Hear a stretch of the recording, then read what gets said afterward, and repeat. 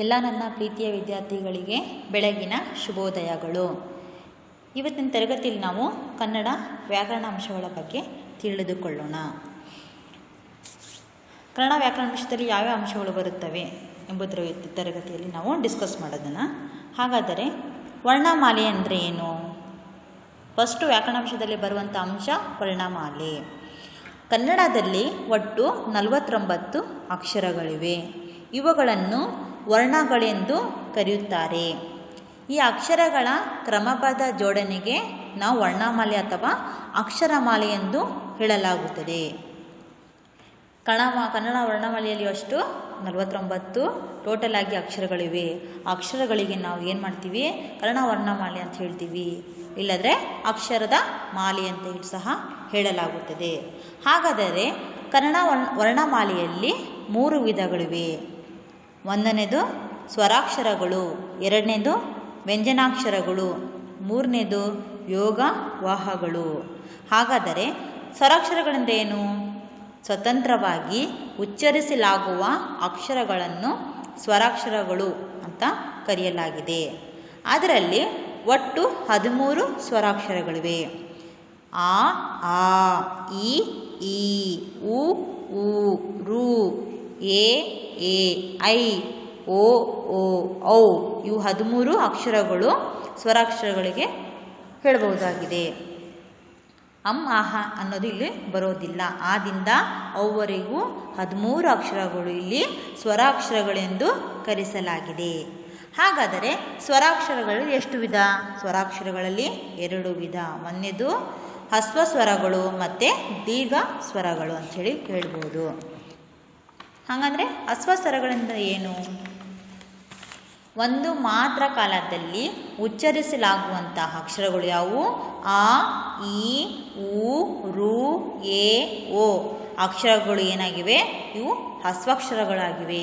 ಒಂದು ಮಾತ್ರ ಕಾಲದಲ್ಲಿ ಅಂತಂದರೆ ಒಂದನೇ ಶಬ್ದಗಳು, ಇನ್ನೊಂದು ದೊಡ್ಡ ಆ ದೊಡ್ಡ ಈ ಇದರಲ್ಲಿ ಬರೋದಿಲ್ಲ. ಒಂದು ಮಾತ್ರದಲ್ಲಿ ಬರುವಂತಹ ಅಕ್ಷರಗಳಿವು. ಹಾಗಾದರೆ ದೀರ್ಘ ಸ್ವರಗಳೆಂದರೆ ಏನಪ್ಪ ಅಂತಂದರೆ 2 ಮಾತ್ರ ಕಾಲದಲ್ಲಿ ಉಚ್ಚರಿಸಲಾಗುವ ಅಕ್ಷರಗಳು.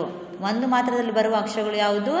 ಆ, ಈ, ಉ, ರು, ಎ, ಓ 2 ಮಾತ್ರ ಕಾಲದಲ್ಲಿ ಬರುವಂಥ ಅಕ್ಷರಗಳು. ಎರಡನೇ ಅಕ್ಷರ ಯಾವುದು? ಆ, ಈ, ಉ, ಎ, ಐ, ಓ, ಔ ಈ ಅಕ್ಷರಗಳಿಗೆ ನಾವು ದೀರ್ಘ ಸ್ವರ ಅಕ್ಷರಗಳು ಅಂತ ಇಲ್ಲಿ ಹೇಳ್ತೀವಿ. ಮೂರನೇ ಅಂಶ ವ್ಯಂಜನಾಕ್ಷರಗಳು. ವ್ಯಂಜನಾಕ್ಷರಗಳಂತಂದರೆ ಸರ್ವಗಳ ಸಹಾಯದಿಂದ ಅಥವಾ ಸ್ವರಗಳ ಸಹಾಯದಿಂದ ಉಚ್ಚರಿಸಲಾಗುವಂಥ ಅಕ್ಷರಗಳಿಗೆ ನಾವು ವ್ಯಂಜನಾಕ್ಷರಗಳು ಅಂತ ಕರಿತೀವಿ. ಉದಾಹರಣೆಗೆ ಕ ಪ್ಲಸ್ ಅ ಕ, ಚ ಪ್ಲಸ್ ಅ ಚ. ಇಲ್ಲಿ ವ್ಯಂಜನಾಕ್ಷರಗಳಿಗೆ ಸ್ವರಾಕ್ಷರಗಳು ಏನಾಗಿದೆ? ಸೇರ್ಪಡೆಯಾಗಿದೆ. ಹಾಗಾಗಿ ಇಲ್ಲಿ ಸ್ವರಾಕ್ಷರಗಳಿಗೆ ಏನಾಗಿದೆ? ವ್ಯಂಜನಾಕ್ಷರಗಳು ಕೂಡಿದವೆ. ಕ ಪ್ಲಸ್ ಅ ಕ, ಚ ಪ್ಲಸ್ ಅ ಚ. ಇಲ್ಲಿ ಒಟ್ಟು ವ್ಯಂಜನಾಕ್ಷರಗಳಲ್ಲಿ 34 ಅಕ್ಷರಗಳು ಹೇಳ್ಬೋದು.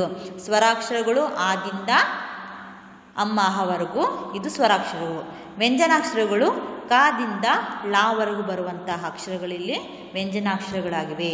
ಒಟ್ಟು ಟೋಟಲ್ 34 ಅಕ್ಷರಗಳು.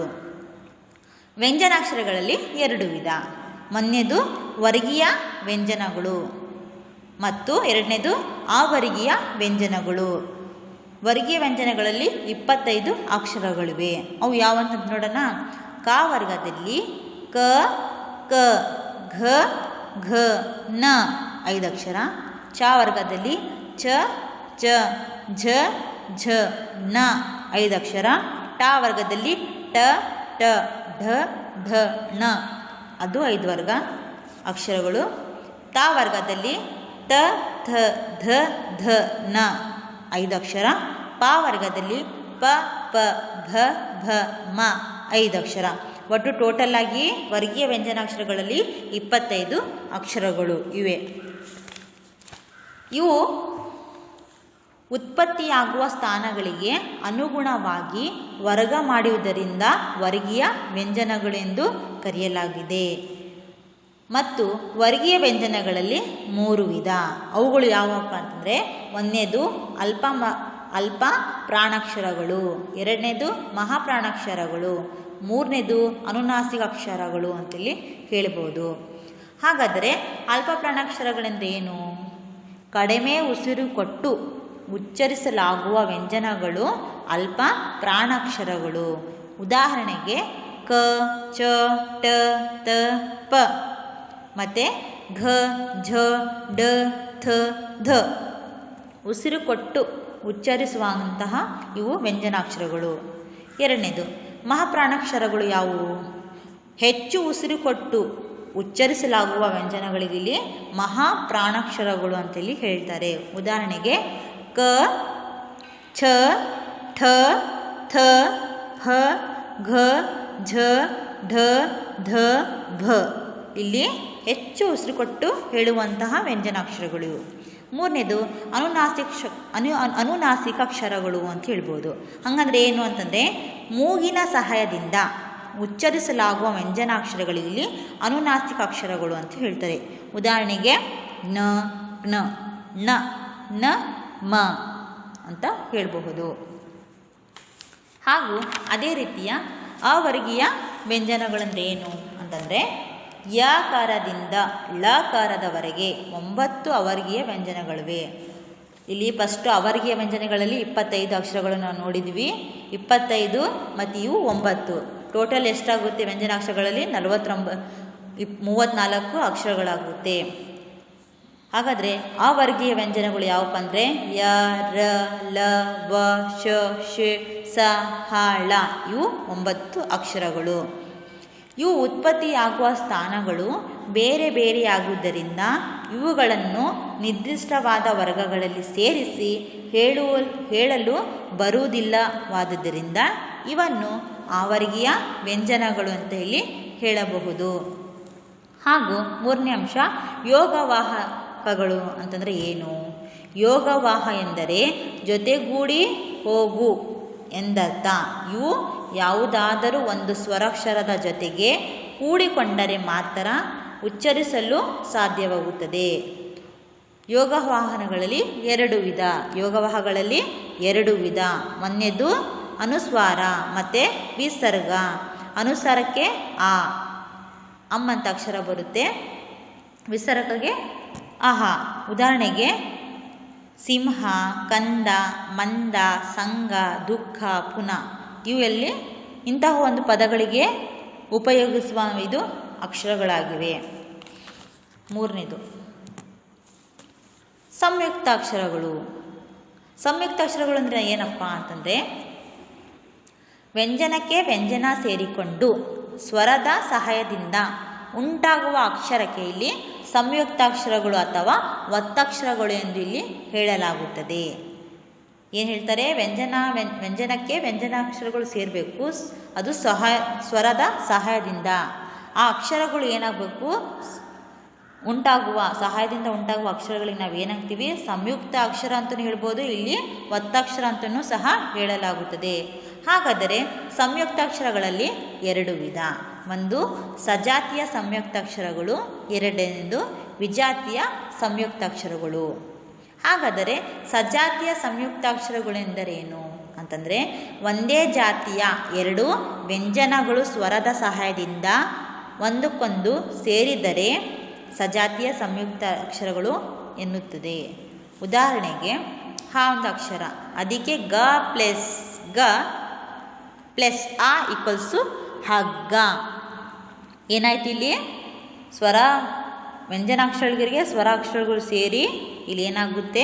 ಒಂದು ಪದ ಆಗುತ್ತೆ. ಮಾ ಅಕ್ಷರ ತಗೊಳ್ಳೋಣ. ಉದಾಹರಣೆಗೆ ಗ ಪ್ಲಸ್ ಆ ಈಕ್ವಲ್ಸ್ ಮಗ್ಗ. ಅದೇ ರೀತಿ ವಿಜಾತಿಯ ಸಂಯುಕ್ತಾಕ್ಷರಗಳೆಂದರೆ ಏನು ಅಂತಂದರೆ ಬೇರೆ ಬೇರೆ ಜಾತಿಯ 2 ಅಥವಾ ಹೆಚ್ಚು ವ್ಯಂಜನಗಳು ಒಂದಕ್ಕೊಂದು ಕೂಡಿಕೊಂಡು ಉಂಟಾಗುವ ಅಕ್ಷರವು ವಿಜಾತಿಯ ಸಂಯುಕ್ತಾಕ್ಷರಗಳು ಅಂತೇಳಿ ಹೇಳಬಹುದು. ಉದಾಹರಣೆಗೆ ರ, ಕ ಪ್ಲಸ್ ತ, ರಕ್ತ ಅಂತ ಒಂದು ಪದ ತಗೊಳ್ಳೋಣ. ರ ಅಕ್ಷರ ಇಟ್ಕೊಳ್ಳೋಣ, ಅದಕ್ಕೆ ಸಂಯುಕ್ತಾಕ್ಷರಗಳನ್ನ ಕ ಪ್ಲಸ್ ತ ಪ್ಲಸ್ ಆ ಈಕ್ವಲ್ಸು ರಕ್ತ. ಇದು ಏನಾಗಿದೆ? ವಿಜಾತಿಯ ಸಂಯುಕ್ತಾಕ್ಷರಕ್ಕೆ ಉದಾಹರಣೆವಾಗಿದೆ. ಅದೇ ರೀತಿ ಗುಣಿತಾಕ್ಷರಗಳು ಏನು ಅಂತಂದರೆ ವ್ಯಂಜನಗಳಿಗೆ ಸ್ವರಗಳು ಸೇರಿ ಆಗುವ ಅಕ್ಷರಗಳಿಗೆ ಇಲ್ಲಿ ಗುಣಿತಾಕ್ಷರಗಳು ಅಂತ ಹೇಳ್ತೀವಿ. ಉದಾಹರಣೆಗೆ ಬಾಯರಿಕೆ. ಇಲ್ಲಿ ಏನಾಗಿದೆ, ವ್ಯಂಜನಾಕ್ಷರಗಳಿಗೆ ಸ್ವರ ಅಕ್ಷರಗಳು ಸೇರಿದ್ದಾವೆ. ಅವು ಎರಡು ಅಕ್ಷರಗಳು ಸೇರಿದರೆ ಏನಾಗುತ್ತೆ, ಇಲ್ಲಿ ಗುಣಿತಾಕ್ಷರ ಆಗುತ್ತೆ. ಉದಾಹರಣೆ ನೋಡೋಣ. ವ್ಯಂಜನಾಕ್ಷರಗಳು ಮತ್ತು ಸೇರಬೇಕು, ಸ್ವರಾಕ್ಷರಗಳು ಇಲ್ಲಿ ಸೇರಬೇಕು. ಬಾ ಪ್ಲಸ್ ಆ ಈಕ್ವಲ್ಸ್ ಬಾ, ಯಾ ಪ್ಲಸ್ ಆ ಈಕ್ವಲ್ಸ್ ಯಾ, ರಾ ಪ್ಲಸ್ ಇ ಈಕ್ವಲ್ಸ್ ರಿ, ಕ ಪ್ಲಸ್ ಎ ಈಕ್ವಲ್ಸ್ ಕೆ. ಇಲ್ಲಿ ಏನಾಯಿತು, ಬಾಯರಿಕೆ. ಸ್ವರ ಮತ್ತು ವ್ಯಂಜನಾಕ್ಷರಗಳು ಸೇರಿ ಉಂಟಾಗುವಂಥ ಪದಕ್ಕೆ ನಾವೇನು ಅಂತೀವಿ, ಇಲ್ಲಿ ಗುಣಿತಾಕ್ಷರ ಅಂತೇಳಿ ಹೇಳ್ತೀವಿ. ನೆಕ್ಸ್ಟು ಮುಂದಿನ ಅಂಶ ಏನಪ್ಪ ಅಂತಂದರೆ ಲಿಂಗಗಳು. ಲಿಂಗ ಎದಕ್ಕೆ ಯೂಸ್ ಮಾಡ್ತೀವಿ? ಲಿಂಗ ಎಂಬ ಪದವು ಕನ್ನಡ ಭಾಷೆಯಲ್ಲಿ ಮುಖ್ಯವಾಗಿ 3 ಪ್ರಕಾರದ ಲಿಂಗಗಳಿವೆ. ಒಂದನೇದು ಪುಲ್ಲಿಂಗ, ಎರಡನೇದು ಸ್ತ್ರೀಲಿಂಗ ಹಾಗೂ ಮೂರನೇದು ನಪುಂಸಕ ಲಿಂಗ. ಹಾಗಾದರೆ ಪುಲ್ಲಿಂಗ ಅಂದರೆ ಏನು? ಯಾವ ಶಬ್ದ ಪ್ರಯೋಗ ಮಾಡಿದಾಗ ಗಂಡಸು ಎಂಬರ್ಥವು ಮನಸ್ಸಿಗೆ ಹೊಳೆಯುವುದೋ ಅದು ಪುಲ್ಲಿಂಗವೆನಿಸುವುದು. ಉದಾಹರಣೆಗೆ ಮುದುಕ, ಚಿಕ್ಕಪ್ಪ, ಶಂಕರ, ಅಣ್ಣ ಇತ್ಯಾದಿ. ಇವೆಲ್ಲ ಪದಗಳು ಕೇಳಿದಾಗ ಏನಾಗುತ್ತೆ, ಪುಲ್ಲಿಂಗಕ್ಕೆ ಒಂದು ಉದಾಹರಣೆ ಆಗುತ್ತೆ. ಹಾಗೂ ಅದೇ ರೀತಿ ಸ್ತ್ರೀಲಿಂಗ. ಸ್ತ್ರೀಲಿಂಗ ಅಂದರೆ ನಮ್ಮ ಭಾವನೆಗೆ ಹೆಂಗಸು ಎಂಬ ಅರ್ಥವನ್ನು ಹೊಳೆದರೆ ಅದು ಏನಾಗುತ್ತೆ, ಸ್ತ್ರೀಲಿಂಗವೆನಿಸುತ್ತದೆ. ಉದಾಹರಣೆಗೆ ಮುದುಕಿ, ಚಿಕ್ಕಮ್ಮ, ರಾಣಿ ಇನ್ನು ಮುಂತಾದವುಗಳು ಪದಗಳು. ಹಾಗೂ ಮೂರನೇ ಅಂಶ ನಪುಂಸಕ ಲಿಂಗ. ಹಂಗಂದ್ರೆ ಏನು? ಯಾವ ಶಬ್ದವನ್ನು ಪ್ರಯೋಗ ಮಾಡಿದಾಗ ಹೆಂಗಸು ಗಂಡಸು ಎರಡು ಅಲ್ಲದೆ ಅರ್ಥವು ಮನಸ್ಸಿಗೆ ಹೊಳೆಯುತ್ತದೋ ಅದೇನಾಗಿದೆ, ನಪುಂಸಕ ಲಿಂಗ ಅಂತ ಆಗಿದೆ. ಉದಾಹರಣೆಗೆ ಇಲ್ಲಿ ಹೆಂಗಸು ಎಂಬ ಪದನೂ ಬರೋದಿಲ್ಲ ಮತ್ತು ಗಂಡಸು ಎಂಬ ಪದನೂ ಬರೋದಿಲ್ಲ. ಅವೆರಡು ಪದಗಳು ಅಲ್ಲದೆ ಬೇರೆ ಒಂದು ಪದ ಬಂದರೆ ಅದು ಏನಾಗುತ್ತೆ, ನಪುಂಸಕ ಲಿಂಗ ಆಗುತ್ತೆ. ಉದಾಹರಣೆಗೆ ಮನೆ, ನೆಲ, ಬೆಂಕಿ, ಗದ್ದೆ, ತೋಟ, ಮಗು, ನವಿಲು, ಕೋಳಿ, ನಾಯಿ ಇನ್ನು ಮುಂತಾದವುಗಳು. ಇವು ಎಲ್ಲ ನಪುಂಸಕ ಲಿಂಗಕ್ಕೆ ಉದಾಹರಣೆಯಾಗಿದೆ. ಮೂರನೇ ಅಂಶ ನಾಮಪದಗಳು. ನಾಮಪದಗಳಂದರೆ ಏನು ಕೇಳಿದ್ದೀವಲ್ಲ ನಾವು. ಹಾಗಾದರೆ ಡೆಫಿನೇಷನ್ ನೋಡ್ರಿ. ವ್ಯಕ್ತಿ, ವಸ್ತು, ಸ್ಥಳ ಮತ್ತು ಪ್ರಾಣಿಗಳ ಹೆಸರುಗಳನ್ನು ಸೂಚಿಸುವ ಪದಗಳಿಗೆ ನಾವು ನಾಮಪದ ಎನ್ನುವರು.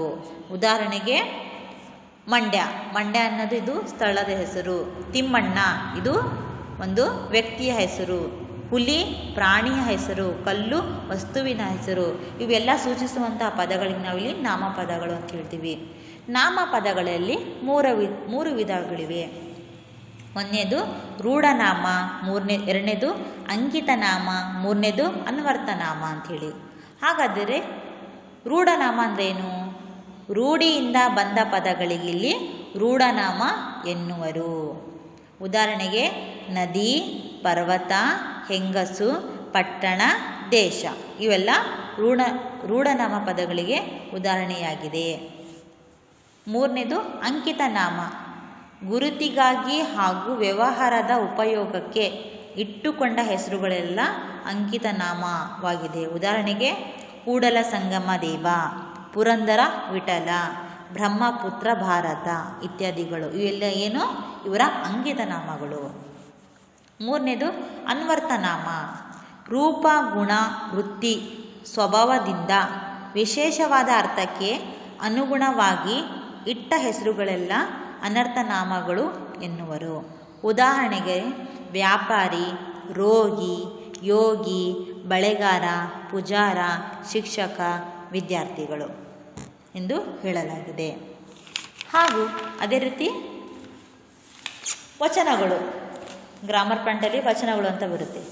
ಏನಿರ್ಬೋದು ಈ ವಚನಗಳು ಅಂತಂದರೆ ಸಂಖ್ಯೆ ಮಾತು ಎಂದರ್ಥ.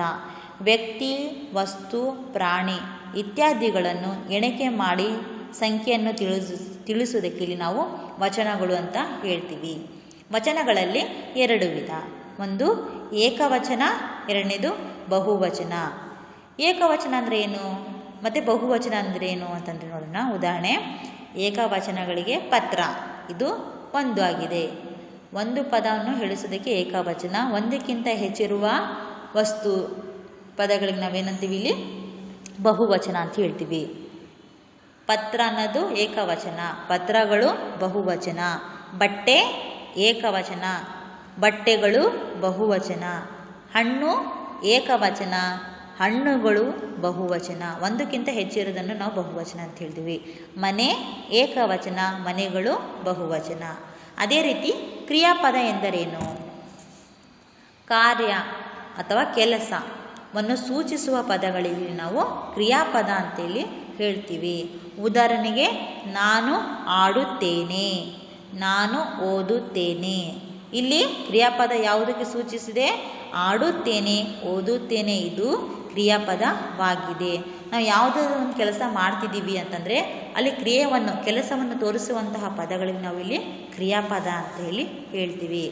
ಹಾಗೂ ವಿಭಕ್ತಿ ಪ್ರತ್ಯಯಗಳು ಅಂದರೆ ಏನು? ಸ್ವತಂತ್ರವಾದ ಅರ್ಥವಿಲ್ಲದೆ ನಾಮ ಪ್ರಕೃತಿಗಳ ಮುಂದೆ ಸೇರಿ ಬೇರೆ ಬೇರೆ ಅರ್ಥವನ್ನುಂಟು ಮಾಡುವ ಹೂವನ್ನು ಇಂದ, ಹೂ, ಅನ್ನು, ಇಂದ, ಗೆ, ಕೈ, ದೆಸೆಯಿಂದ, ಆ, ಅಲ್ಲಿಗಳಿಗೆ ನಾವಿಲ್ಲಿ ಏನು ಮಾಡ್ತೀವಿ? ವಿಭಕ್ತಿ ಪ್ರತ್ಯಯಗಳು ಅಂತೇಳಿ ಹೇಳ್ತೀವಿ. ಉದಾಹರಣೆಗೆ ವಿಭಕ್ತಿಯನ್ನು ನೋಡೋಣ, ವಿಭಕ್ತಿ ಪ್ರತ್ಯಯಗಳು ನೋಡೋಣ, ಮತ್ತು ನಾಮಪದಗಳಿಗೆ ವಿಭಕ್ತಿಗಳು ನೋಡೋಣ. ಉದಾಹರಣೆಗೆ ಪ್ರಥಮ, ವಿಭಕ್ತಿ ಪ್ರಥಮ, ಅಲ್ಲಿ ಉ, ಗೌರಿ, ಯು. ಇಲ್ಲಿ ಒಂದು ಹೆಸರು ಕೊಟ್ಟಿದ್ದಾರೆ ನಾಮಪದಗಳಿಗೆ, ಗೌರಿ ಅಂತ. ಇಲ್ಲಿ ವಿಭಕ್ತಿ ಪ್ರತ್ಯಯ ಏನಾಗಿದೆ? ಉ ಸೇರಿಸಿದೆ, ಇಲ್ಲಿ ಯು ಆಗುತ್ತೆ, ಗೌರಿಯು. ದ್ವಿತೀಯ ಪದ ಅನ್ನು, ಗೌರಿ ಅನ್ನು. ತೃತೀಯ ಇಂದ, ಗೌರಿ ಇಂದ. ಚತುರ್ಥಿ ಕೆ, ಇಗೆ, ಕೈ, ಗೌರಿಗೆ. ಅದೇ ರೀತಿ ಪಂಚಮಿ ದೆಸೆಯಿಂದ, ಗೌರಿಯ ದೆಸೆಯಿಂದ. ಪುಷ್ಟಿ ಆ, ಗೌರಿಯ. ಸಪ್ತಮಿ ಅಲ್ಲಿ, ಗೌರಿಯಲ್ಲಿ. ಇವೆಲ್ಲ ವಿಭಕ್ತಿ ಪ್ರತ್ಯಯಗಳಿಗೆ ಉದಾಹರಣೆಗಳಾಗಿವೆ. ಮುಂದೆ ಸಮಾನಾರ್ಥಕ ಪದಗಳು ಕೇಳ್ತೀವಿ. ಸಮಾನಾರ್ಥಕ, ಈ ಪದಕ್ಕೆ ಇನ್ನೊಂದು ಅರ್ಥ ಕೊಡು, ಸಮಾನಾರ್ಥಕ ಪದ ಹೇಳು ಅಂತ ಕೇಳ್ತೀವಿ. ಹಾಗಂದ್ರೆ ಏನು ಅಂತಂದರೆ, ಒಂದು ವ್ಯಕ್ತಿ, ಪ್ರಾಣಿ, ವಸ್ತು ಇತ್ಯಾದಿಗಳಿಗೆ ಅದೇ ಅರ್ಥವನ್ನು ಸೂಚಿಸುವ ಹಲವಾರು ಇತರ ಪದಗಳು ಇರುತ್ತವೆ. ಹೀಗೆ ಒಂದು ಶಬ್ದಕ್ಕೆ ಸಮಾನವಾದ ಅರ್ಥವನ್ನು ಕೊಡುವ ಮತ್ತೊಂದು ಶಬ್ದಕ್ಕೆ ನಾವಿಲ್ಲಿ ಏನಂತೀವಿ? ಸಮಾನಾರ್ಥಕ ಪದ ಅಂತ ಹೇಳ್ತೀವಿ. ಒಂದು ಪದ ಇರುತ್ತೆ, ಆ ಪದಕ್ಕೆ ಇನ್ನೊಂದು ಅರ್ಥವನ್ನು ಕೊಡುವಂಥ ಪದಗಳಿಗೆ ನಾವೇನಂತೀವಿ? ಸಮಾನಾರ್ಥಕ ಪದ ಅಂತೇಳಿ ಹೇಳ್ತೀವಿ. ಉದಾಹರಣೆಗೆ ಕಾಯಕ, ಕೆಲಸ. ಈ ಪದಕ್ಕೆ ನಾನಾ ರೀತಿಯ ಅರ್ಥಗಳು ನೋಡ್ರಿ. ಕಾಯಕ ಅಂದರೆ ಕೆಲಸ, ಉದ್ಯೋಗ, ಕಸುಬು ಅಂತ ಹೇಳ್ಬೋದು. ಮತ್ತೊಂದು ಉದಾಹರಣೆ ತಂಡ. ತಂಡ ಅಂದರೆ ಪಕ್ಷ, ಗುಂಪು, ಪಡೆ, ಸಮೂಹ. ಭಾಷೆ, ಮಾತು, ನುಡಿ, ವಚನ, ಆಣೆ. ಇವೆಲ್ಲ ಒಂದೇ ಪದ, ಎಲ್ಲ ಮೀನಿಂಗ್ ಬೇರೆ ಇದೆ, ಅರ್ಥ ಒಂದೇ ಕೊಡುತ್ತೆ. ಪದ್ಮ ಅಂದರೆ ವನಜ, ಸರೋಜ, ತಾವರೆ. ಇವೆಲ್ಲ ಅರ್ಥಗಳು ಕೊಡುತ್ತವೆ. ಹಾಗಾದರೆ ನಾನಾರ್ಥ ಪದಗಳೆಂದರೇನು? ಒಂದು ಶಬ್ದವು ಈ ಥರ ಹಲವಾರು ಅರ್ಥಗಳನ್ನು ಸೂಚಿಸುವಂತಿದ್ದರೆ ಅದನ್ನು ನಾವು ನಾನಾರ್ಥ ಪದಗಳೆಂದು ಕರೀತೇವೆ. ಉದಾಹರಣೆಗೆ ತಂಡ, ಶಿಕ್ಷೆ, ಕೋಲು, ಸೈನ್ಯ. ದಳ, ಸೈನ್ಯ, ಎಲೆ, ಗುಂಪು. ಅಂಗ ಅಂದರೆ ಭಾಗ, ದೇಹ. ನಾನಾ ಅರ್ಥ ತಿಳ್ಕೋಬೋದು. ಮಡಿ, ಸಾಯಿ ಅಥವಾ ಶುದ್ಧವಾದುದು. ಮುಂದೆ ವಿರುದ್ಧಾರ್ಥಕ ಪದಗಳೆಂದರೇನು? ಟೆಸ್ಟಲ್ಲಿ, ಎಕ್ಸಾಮಲ್ಲಿ ಕೇಳ್ತಾರೆ, ಈ ಪದಕ್ಕೆ ವಿರುದ್ಧಾರ್ಥಕ ಪದಗಳು ಬರೀರಿ ಅಂತಂದರೆ. ಒಂದು ಪದಕ್ಕೆ ವಿರುದ್ಧವಾದ ಅರ್ಥವನ್ನು ಕೊಡುವ ಪದಗಳನ್ನು ನಾವು ಏನಂತೀವಿ? ವಿರುದ್ಧಾರ್ಥಕ ಪದ ಅಂತೇಳಿ ಹೇಳ್ತೀವಿ. ಉದಾಹರಣೆಗೆ ಆಸೆ, ನಿರಾಸೆ. ಆ ಪದಕ್ಕೆ ತಕ್ಕಂತೆ ವಿರುದ್ಧವಾದ ಪದವನ್ನು ನೀಡುವ ಒಂದು ಪದಕ್ಕೆ ನಾವಿಲ್ಲಿ ವಿರುದ್ಧಾರ್ಥಕ ಪದ ಹೇಳ್ತೀವಿ. ಬಡವ, ಅದರ ಆಪೋಸಿಟ್ ವರ್ಡ್ ಏನಂತೀವಿ? ಶ್ರೀಮಂತ ಅಲ್ವಾ? ಹಾಗೆ ನಾನಾ ರೀತಿಯ ಇಲ್ಲಿ ಪದಗಳನ್ನು ಸಹ ಹೇಳಲಾಗಿದೆ. ಮುಂದೆ ಕಾಲಗಳು ಅಂತ ಬರುತ್ತೆ ಗ್ರಾಮರ್ ಪಾಯಿಂಟ್ಸಲ್ಲಿ. ಏನಿರ್ಬೋದು? ಕಾಲಗಳೆಂದರೇನು? ನಡೆದ, ನಡೆಯುತ್ತಿರುವ ಮತ್ತು ನಡೆಯುವ ಕ್ರಿಯೆಗಳನ್ನು ಇಲ್ಲಿ ಸೂಚಿಸುವಂತಹ ಪದಗಳಿಗೆ ನಾವಿಲ್ಲಿ ಕಾಲಗಳು ಅಂತ ಹೇಳ್ತೀವಿ. ಎಕ್ಸಾಂಪಲ್, ಕಾಲಗಳಲ್ಲಿ ಇಲ್ಲಿ 3 ಕಾಲಗಳಿವೆ. ಒಂದನೇದು ಭೂತಕಾಲ, ವರ್ತಮಾನ ಕಾಲ, ಭವಿಷ್ಯ ಕಾಲ.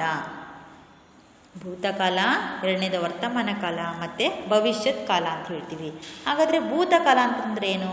ನಡೆದು ಹೋಗುವಂತಹ ಒಂದು ಕಾಲ. ಏನು? ಮಹೇಂದ್ರನು ಮನೆಗೆಲಸವನ್ನು ಮಾಡಿದನು, ಅಲ್ಲೇ ಮಾಡಿ ಮುಗಿಸ್ಬಿಟ್ಟಿದ್ದಾನೆ ಅಲ್ವಾ, ಭೂತಕಾಲ ಇದು. ಗುರುಗಳು ಪಾಠವನ್ನು ಹೇಳಿದರು. ಅದೇ ರೀತಿ ವರ್ತಮಾನ ಕಾಲ, ನಡೆಯುತ್ತಿರುವ ಏನು ಪ್ರೆಸೆಂಟ್ ನಡೀತಿರೋದು ಅಂಥೇಳಿ. ರಾಜು ತೋಟದಲ್ಲಿ ಕೆಲಸ ಮಾಡುತ್ತಾನೆ, ಇನ್ನು ಮಾಡುತ್ತಿದ್ದಾನೆ. ಇಲ್ಲಿ ಏನಾಗ್ತಿದೆ? ಇನ್ನು ಪ್ರೆಸೆಂಟು ನಡೆಯುತ್ತಿರುವಂತಹ ಒಂದು ಕಾರ್ಯದ ಬಗ್ಗೆ ಹೇಳ್ತಿದ್ದಾರೆ. ನೆಕ್ಸ್ಟ್, ಲಕ್ಷ್ಮಿ ಶಾಲೆಗೆ ಹೋಗುತ್ತಾಳೆ. ಇದು ವರ್ತಮಾನ ಕಾಲಕ್ಕೆ ಉದಾಹರಣೆಯಾಗಿದೆ. ಅದೇ ರೀತಿ ಮೂರನೇದು ಭವಿಷ್ಯತ್ ಕಾಲ, ಮುಂದೆ ನಡೆಯಬಹುದು ಇಂತಹ ಒಂದು ಕಾಲಕ್ಕೆ ನಾವು ಭವಿಷ್ಯತ್ ಕಾಲ. ಉದಾಹರಣೆಗೆ ಪ್ರಸಾದ್ ಶಿಕ್ಷಕ ಆಗುವನು, ಮುಂದಾಗಬಹುದು.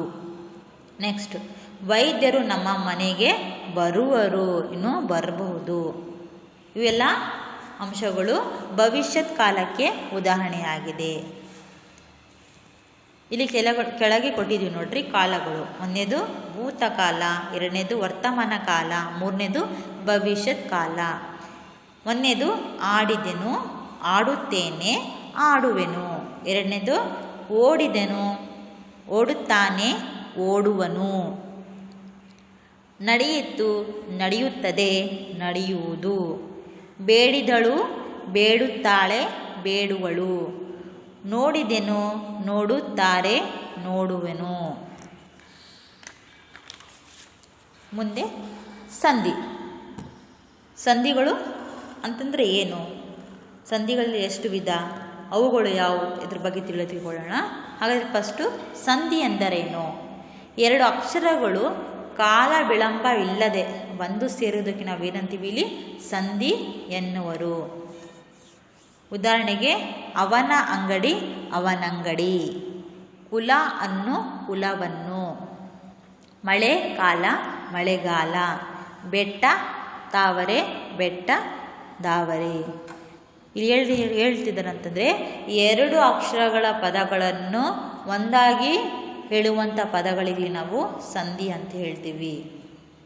ಅಥವಾ ಮಾತನಾಡಲು, ಬರೆಯಲು ಉಪಯೋಗಿಸುವ ಪದಗಳಿಗೆ ನಾವಿಲ್ಲಿ ಸಂಧಿ ಅಂತ ಹೇಳ್ಬೋದು. ಹೀಗೆ ಒಂದು ಪದ ಇನ್ನೊಂದು ಪದದೊಡನೆ ಸೇರಿದಾಗ ಪೂರ್ವ ಪದದ ಅಂತ್ಯದಲ್ಲಿ ಮತ್ತು ಉತ್ತರ ಪದದ ಆದಿಯಲ್ಲಿ 3 ಬಗೆಯ ಕಾರ್ಯಗಳು ನಡೆಯಬಹುದು.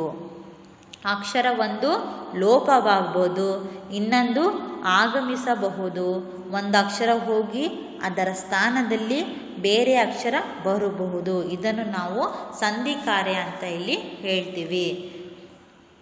ಉದಾಹರಣೆಗೆ, ಪೂರ್ವ ಪದ ಪ್ಲಸ್ ಉತ್ತರ ಪದ ಪ್ಲಸ್ ಸಂಧಿ ಕಾರ್ಯ. ಎಕ್ಸಾಂಪಲ್ ಹೆಂಗಂತಂದರೆ, ಮಾತು ಪ್ಲಸ್ ಅನ್ನು, ಮಾತನ್ನು. ಮಾತು ಒಂದು ಪದ, ಅದರ ಉತ್ತರ ಪದವನ್ನು ಸೇರಿಸಿದರೆ ಅನ್ನು ಸೇರಿಸಿದ್ರಲ್ಲಿ ಏನಾಗುತ್ತೆ? ಸಂಧಿ ಕಾರ್ಯ ಮಾತನ್ನು. ಇಲ್ಲಿ ಮಾತು ಪೂರ್ವ ಪದ ತು ಇದೆಲ್ಲ ಉ ಸ್ವರ ಬರುತ್ತೆ. ಉತ್ತರ ಪದ ಫಸ್ಟ್ ಪದ ಯಾವುದೇ ಆ ಇದೆ. ಇಲ್ಲಿ ಏನಾಗಿದೆ? ಸಂಧಿ ಕಾರ್ಯದಲ್ಲಿ ಉ ಎಂಬ ಪದವು ಲೋಪವಾಗಿದೆ. ಅದೇ ರೀತಿ ಸಂಧಿಯಲ್ಲಿ 2 ವಿಧ. ಒಂದು ಕನ್ನಡ ಸಂಧಿ, ಎರಡನೇದು ಸಂಸ್ಕೃತ ಸಂಧಿ. ಕನ್ನಡ ಸಂಧಿಯಲ್ಲಿ 3 ವಿಧ. ಒಂದನೇದು ಲೋಪ ಸಂಧಿ, ಎರಡನೇದು ಆಗಮ ಸಂಧಿ, ಮೂರನೇದು ಆದೇಶ ಸಂಧಿ. ಹಾಗಾದರೆ ಲೋಪ ಸಂಧಿ ಅಂದರೆ ಏನು ಅಂತಂದರೆ,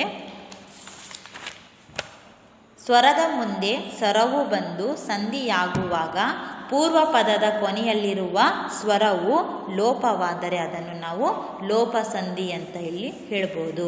ಉದಾಹರಣೆಗೆ, ಮುಳ್ಳು ಪ್ಲಸ್ ಅನ್ನು, ಮುಳ್ಳನ್ನು. ಇಲ್ಲಿ ಮುಳ್ಳು ಎಂಬ ಪೂರ್ವ ಪದದ ಕೊನೆಯಲ್ಲಿರುವ ಸ್ವರ ಏನಾಗಿದೆ? ಉ ಎಂಬ ಸ್ವರವು ಇಲ್ಲಿ ಲೋಪವಾಗಿದೆ. ಹಾಗಾಗಿ ಇಲ್ಲಿ ಏನಾಗಿದೆ? ಲೋಪ ಸಂಧಿಗೆ ಉದಾಹರಣೆಯಾಗಿದೆ. ಅದೇ ರೀತಿ ಮೇಲೆ ಪ್ಲಸ್ ಇಟ್ಟು, ಮೇಲಿಟ್ಟು. ಇಲ್ಲಿ ಮೇಲೆ ಪೂರ್ವಪದದ ಎ ಪದ ಏನಾಗಿದೆ, ಇಲ್ಲಿ ಲೋಪವಾಗಿದೆ. ಇದನ್ನು ಸಹ ಲೋಪ ಸಂಧಿಗೆ ಉದಾಹರಣೆಯಾಗಿದೆ.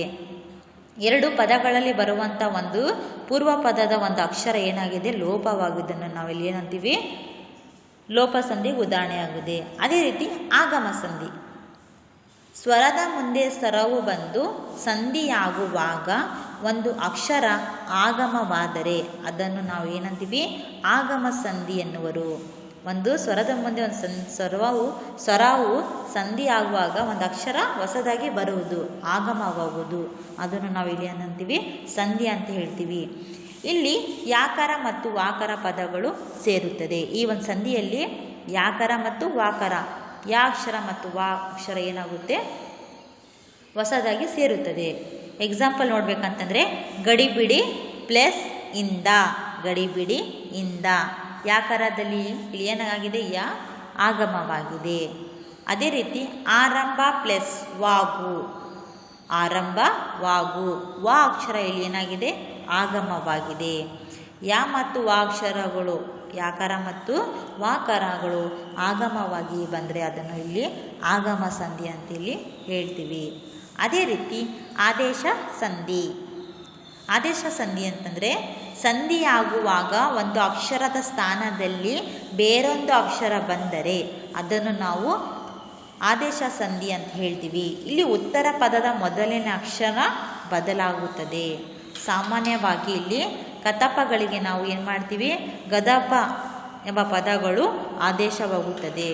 ಉದಾಹರಣೆಗೆ ಕೊಡು ಪ್ಲೇಸ್ ಗೋಲು, ಕೊಡು ಗೋಲು. ಇಲ್ಲಿ ಕೋಲು ಇರುವುದು ಏನಾಗಿದೆ, ಕಾ ಹೋಗಿ ಬದಲು ಇಲ್ಲಿ ಗಾ ಆಗಿದೆ, ಕುಡು ಗೋಲು ಆಗಿದೆ.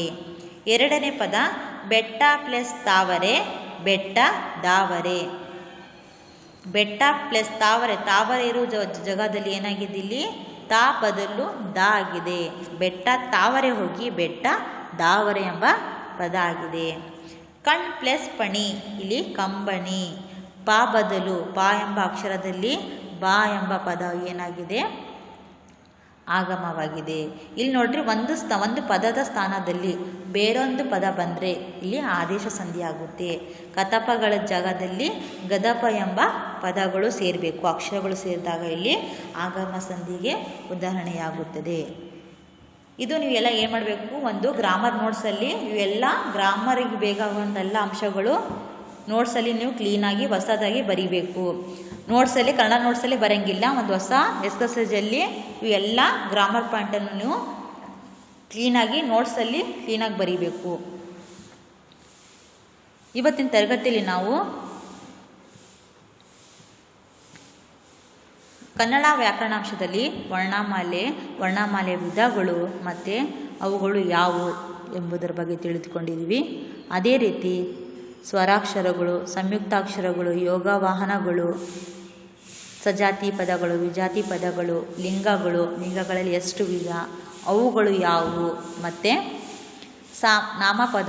ನಾಮಪದಗಳಲ್ಲಿ ಎಷ್ಟು ವಿಧ, ಅವುಗಳು ಯಾವುವು, ಹಾಗೂ ವಚನಗಳು ಎಂದರೇನು, ವಚನಗಳಲ್ಲಿ ಎಷ್ಟು ವಿಧಗಳಿವೆ, ಅವುಗಳು ಯಾವುವು, ಅದರ ಉದಾಹರಣೆಗಳು, ಮತ್ತು ಕ್ರಿಯಾಪದ ಅಂದರೆ ಏನು, ಕ್ರಿಯಾಪದಕ್ಕೆ ಸಂಬಂಧಿಸಿದಂಥ ಉದಾಹರಣೆಗಳು, ಮತ್ತು ವಿಭಕ್ತಿಯ ಪ್ರತ್ಯಯಗಳು ಸಹ ನಾವು ನೋಡಿದ್ವಿ. ಮತ್ತು ಸಮಾನಾರ್ಥಕ ಪದಗಳು, ಎಕ್ಸಾಮಿಗೆ ಟೆಸ್ಟಿಗೆಲ್ಲ ನೀವು ಪಾಠ ಓದಿದ ತಕ್ಷಣ ಸಮಾನಾರ್ಥಕ ಪದಗಳು ಬರುತ್ತೆ, ವಿರುದ್ಧಾರ್ಥಕ ಪದಗಳು ಬರುತ್ತೆ. ಹಾಗಾದರೆ ಏನು, ಈ ಪದಗಳ ಅರ್ಥವನ್ನು ತಿಳ್ಕೊಂಡಿದ್ವಿ ಮತ್ತು ಉದಾಹರಣೆಗಳು ಸಹ ನಾವು ತಿಳಿದುಕೊಂಡಿದ್ದೀವಿ. ಕಾಲಗಳು ಬರುತ್ತೆ, ಪ್ರೆಸೆಂಟ್, ಪಾಸ್ಟ್ ಟೆನ್ಸ್ ಮತ್ತು ಫ್ಯೂಚರ್ಸ್ ಟೆನ್ಸ್ ಅಂತ 3 ಪದಗಳು ಬರುತ್ತಲ್ಲ. ಅದೇ ರೀತಿ ಇಲ್ಲಿ ಕನ್ನಡ ವ್ಯಾಕರಣಾಂಶದಲ್ಲಿ ಕಾಲಗಳಲ್ಲಿ ಭೂತಕಾಲ, ವರ್ತಮಾನ ಕಾಲ, ಭವಿಷ್ಯಕಾಲ ಅಂತ ಬರುತ್ತೆ. ಇದಕ್ಕೆ ಸಂಬಂಧಿಸಿದಂತೆ ನಾವು ಉದಾಹರಣೆಗಳನ್ನು ಸಹ ನೋಡಿದ್ದೀವಿ. ಹಾಗೂ ಸಂಧಿ ಅಂದ್ರೇನು, ಸಂಧಿಯಲ್ಲಿ ಎಷ್ಟು ವಿಧ, 2 ವಿಧ, ಕನ್ನಡ ಸಂಧಿ, ಸಂಸ್ಕೃತ ಸಂಧಿ. ಮತ್ತು ಕನ್ನಡ ಸಂಧಿಯಲ್ಲಿ ಎಷ್ಟು ವಿಧ, 3 ವಿಧ, ಲೋಪ ಸಂಧಿ, ಆಗಮ ಸಂಧಿ, ಆದೇಶ ಸಂಧಿ. ಹಾಗಾದರೆ ಲೋಪ ಸಂಧಿ ಅಂದರೆ ಏನು, ಆಗಮ ಸಂಧಿ ಅಂತಂದರೆ ಏನು, ಮತ್ತು ಆದೇಶ ಸಂಧಿ ಎಂದರೇನು, ಇವು ಎಲ್ಲ ವಿಷಯಗಳನ್ನ ಬಗ್ಗೆ ಇವತ್ತು ಗ್ರಾಮರು ಎಲ್ಲ ತಿಳಿದುಕೊಂಡಿದ್ದೀವಿ. ನೀವೊಂದು ಹೊಸ ನೋಟ್ಬುಕ್ಕಲ್ಲಿ ಕನ್ನಡ ಗ್ರಾಮರ್ ನೋಟ್ಸ್ ಅಂತ ಹೇಳಿ ಈ ಎಲ್ಲ ಅಂಶಗಳು ನೀವು ಕ್ಲೀನಾಗಿ ಬರ್ಕೊಂಬರಬೇಕು. ಯಾವುದು ಒಂದು ಪಾಯಿಂಟು ಮಿಸ್ ಇಲ್ಲಂಗೆ ಪ್ರತಿಯೊಂದು ಸ್ಟೆಪ್ ಬೈ ಸ್ಟೆಪ್ಪು ಕ್ಲೀನಾಗಿ ನೋಟ್ಸಲ್ಲಿ, ಹೊಸ ನೋಟ್ಸಲ್ಲಿ, ಗ್ರಾಮರ್ ನೋಟ್ಸಲ್ಲಿ ಕ್ಲೀನಾಗಿ ಇವೆಲ್ಲ ಬರ್ಕೊಂಬರ್ಬೇಕು. ಓಕೆನಾ? ಧನ್ಯವಾದಗಳು.